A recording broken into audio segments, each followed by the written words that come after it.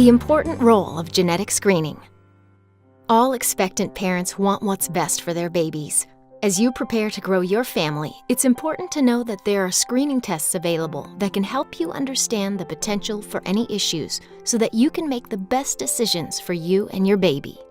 Carrier screening looks for changes in the genes of the mother and father called mutations. These mutations can be passed down to a child.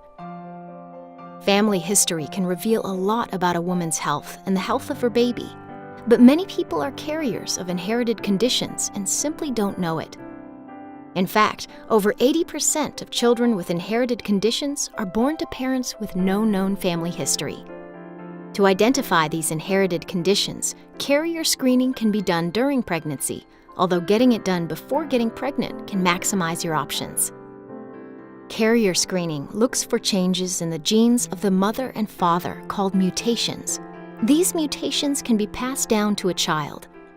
In most cases, for a child to be at risk of developing symptoms of a condition, both mother and father need to be carriers for the same condition. This is called recessive inheritance.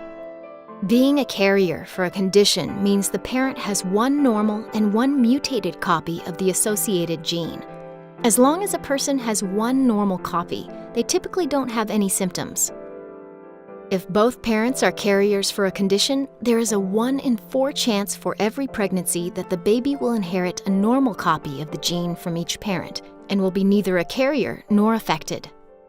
There is a 2 in 4 chance for every pregnancy that the baby will inherit a mutated gene from one parent and a normal gene from the other.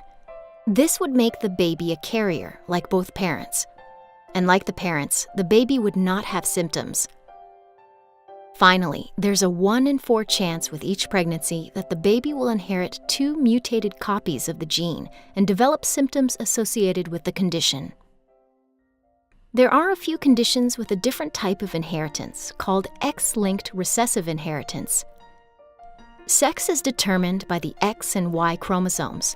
Females have 2 X chromosomes, while males have 1 X and 1 Y chromosome. When the gene associated with a condition is on the X chromosome, each male child has a 1 in 2 chance of being affected. What happens after carrier screening?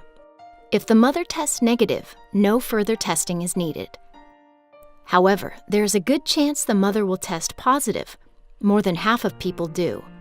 If the mother's results show she is a carrier for a recessively inherited condition, the father should undergo carrier screening. If both parents are found to be carriers for the same recessive condition and a pregnancy is already underway, you can pursue diagnostic testing, such as chorionic villus sampling or amniocentesis, to definitively determine if the baby is expected to have symptoms. Remember, even if both partners are carriers, many pregnancies are perfectly healthy. Whether or not you choose to have a diagnostic test, there are many steps you can take to plan and prepare for the birth of your baby. This may include discussing options with your provider, speaking with a specialist, seeking out a facility equipped to manage newborns with genetic conditions to deliver in, or simply talking with a genetic counselor or working with a support group to understand what lies ahead as you prepare for delivery.